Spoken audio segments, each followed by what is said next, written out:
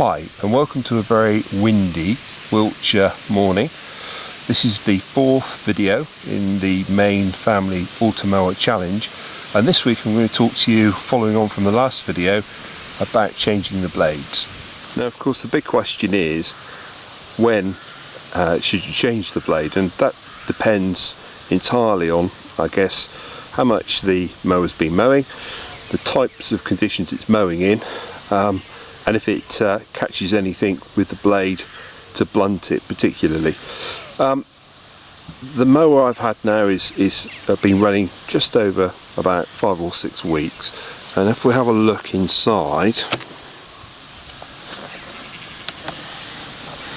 you can see there that she's been running 649 hours. It's a considerable amount, but given the very hot, humid and damp weather we've had here in England, it's hardly surprising.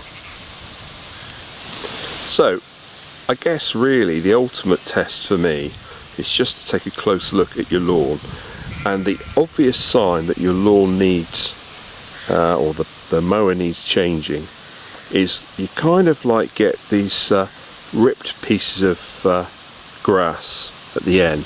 For the ladies out there, I guess it's the grass equivalent of split ends. So if I get close here, you can just start to see some of these areas.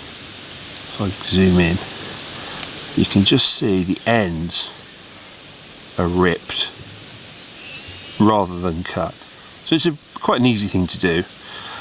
So for me, that tells me it's time that Parker has a bit of a spruce up, and we change those blades. So let's crack on. So here we have the pack that came with the Automower. You have a number of screws, and in this protective case, a number of blades. So we need 3 blades, which we'll take out.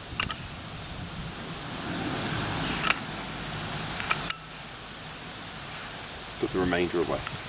Okay, so I've cleaned Parker off, as I had done in a previous video, showed you that. Underneath here, if we just inspect the blades, you can really see these blades are quite blunt indeed, particularly when you compare it to a brand new blade.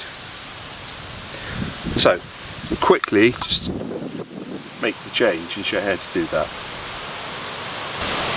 Okay, so from the scalp plate you'll see that there's 3 access points. I'm just going to bring this up, use a screwdriver, quickly undo that.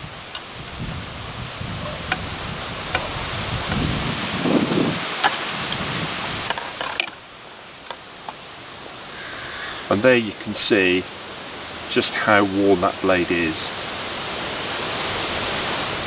So there we have it. You can see how much wear has occurred over the last 6 weeks, and what I'm going to do now is just replace them. Now it's very important in your pack that you get screws and the blade. You must use a new screw every time.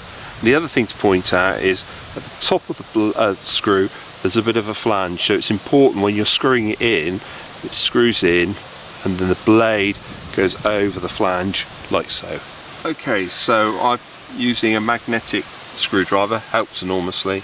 I'm just going to offer that up behind there and then screw in, and again just remember just to make sure that that blade, once it's screwed in, get that nice and tight,